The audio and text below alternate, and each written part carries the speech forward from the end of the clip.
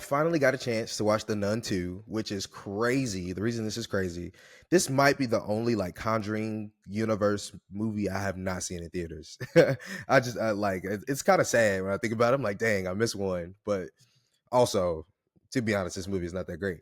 But this, I still make I always make an effort to go see those films. But this is just one that I never got around to. The Nun 2 definitely follows The Nun 1. Is not too much to it. It turns out that this is not a spoiler at all, but the nun entity at the end of the first movie attached to the guy Maurice in the movie, and that's just pretty much what this is about. They're trying to figure out kind of where it is, where the nun entity is. But yeah, Thais and Farmiga's still a part of it. Storm Reed is a welcome addition to this film as well. And to be honest, it's just it just doesn't know what it wants to be. I'd argue the first Nun's a little bit better in terms of the way it's directed and the environment of that film. But yeah, this film is it's not all that good because it's just too much going on. Sometimes some of these movies, these supernatural possession movies, go too far into the supernatural realm to where it no longer feels realistic. It's like, how do we get here? Like, where are we? There's too much going on. There's a MacGuffin in the movie. I'm like, this is it's not what I needed it to be. But yeah, so it took me a little bit to watch it. I was in and out of this movie a lot of pausing and things like that. But again, I still like Tessa Farmiga. It's really cool that those sisters can like continue to maintain this Conjuring thing. I think this does a little bit of something to keep the universe at the top of our minds for when Conjuring 4 comes out.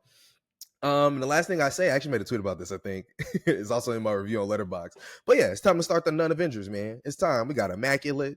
We got Oh man. Yeah, we got it all, bro. We got all we can throw Whoopi Goldberg in there if we want to.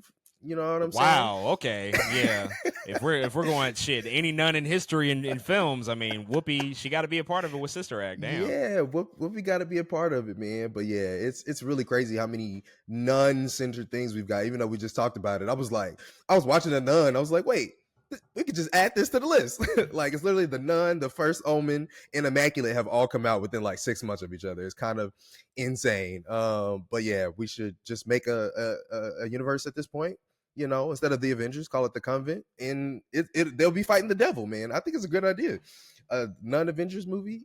You might, have Keanu Reeves as Constantine in there real quick. You know what I'm saying? Oh, throw a little cameo. You know what I'm saying? Throw a little cameo in there. You're selling this, really. This is it's becoming more enticing as you keep going. I'm like, yeah, okay, bro. well. Because the cast is already fire. You know what I'm saying? You got the Farmiga sisters, and you got Sydney Sweeney, Whoopi Goldberg. This is crazy. Whoopi Goldberg in her 60s fighting supernatural forces. I mean, she could be the Samuel Jackson of it all. You know what I'm saying? The one that brings yeah, them she's together. the Nick Fury. The choir director, the choir director, the Las Vegas performer. I'm telling you, it's here. It's here. The Nuniverse. What I don't know what we're gonna call it. It's it's all here, man. But yeah, I really do wish these movies were better. Again, it's really hard. This whole universe is like, you can always feel the missing presence of James Wan. It's so weird. So I would really love for him to like return one day to direct one. But until then, man, I think these movies will continue to be mediocre.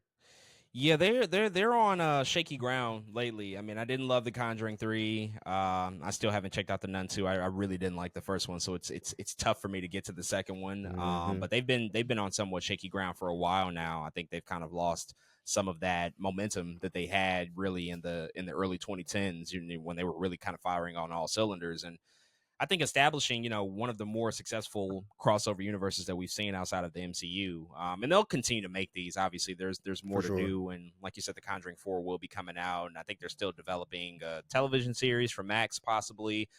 So there's definitely still runway there, but it does make you wonder, just like, what's really the direction and the purpose that we're going to lean into for the next few years to keep us enticed, because it could just end up in the vein of being another horror franchise that overstayed its welcome, and we've seen that countless times where they just get to a place where it's like, oh, we've done the 8th one of these, great, I can't wait to see that one, and it's like, not really. So I'm curious to see just where the direction of these things go.